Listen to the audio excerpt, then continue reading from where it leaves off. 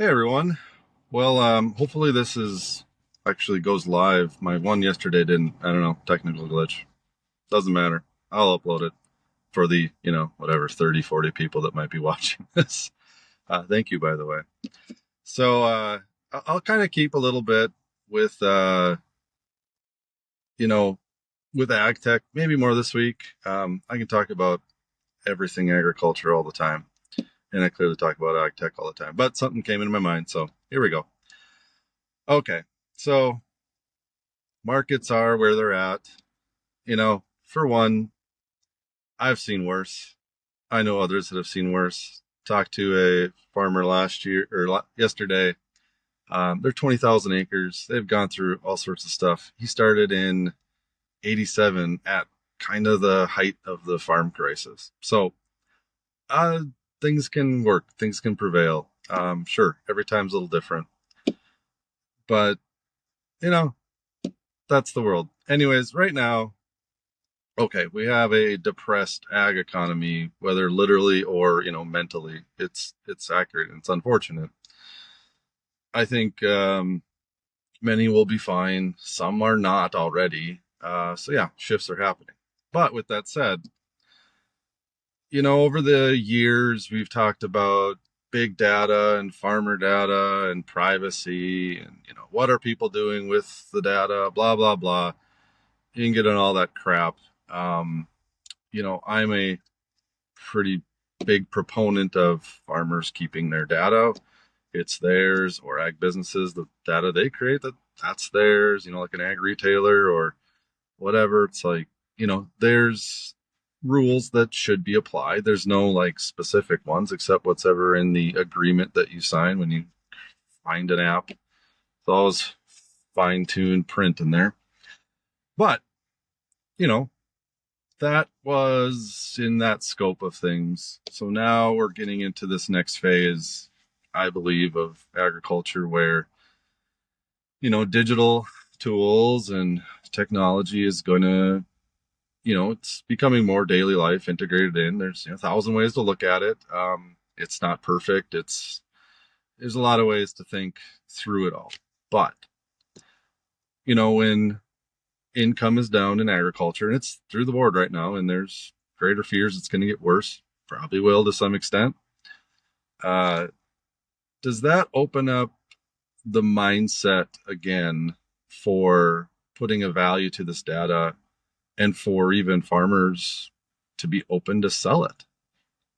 You know, Look at the world today, all the stuff we put information in from Facebook, Google, you name it.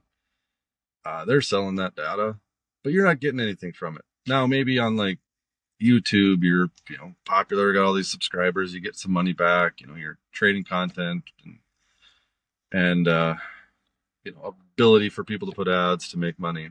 Well, why don't we do that in agriculture? But like form fit it to our industry.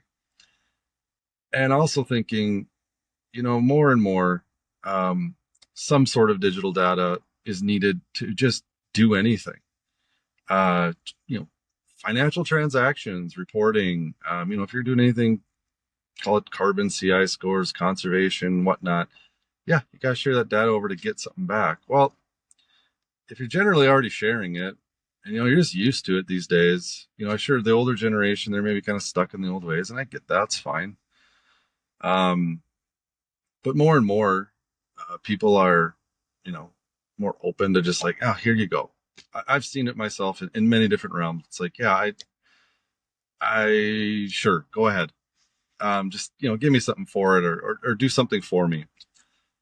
Well, this field to my right is corn. There's a bunch of data that can be made from it.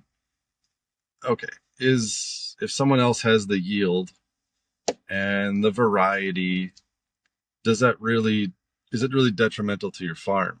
Well, in a sense, only if you let it be detrimental. In my mind, and as I was talking to this other large farmer yesterday, why don't we take the power and use it for our own good? And if we have it, that showcases it's more valuable. That we kind of want to actually sell it. we're actually putting value to say we're open to doing it. And, it's a new revenue stream potentially. Think of this scenario. You got 2 grain bins right now full of soybeans. No one wants to buy them or whatever, country does at least. On one end, there's like no data around it besides just the basics that everyone can find out for themselves. And then you have another that has, layers and layers of data and history and all that. And even the markets, say it's $8.50 a bushel. Here's the thing. The grain bin with the soybeans in it that have data tied to it, and you can prove it. Heck, you can maybe prove you drove there and loaded grain right into it, GPS.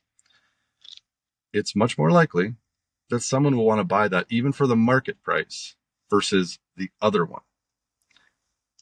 That's what I'm trying to say. Okay, are we there yet?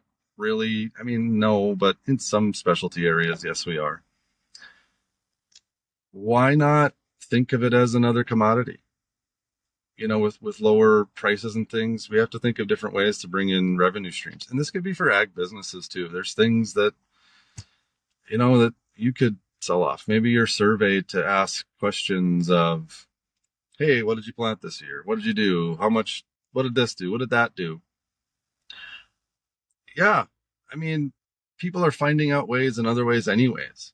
So you might as well get it while you can and own that process. Own that process with the other businesses that do want to purchase it. Because guess what?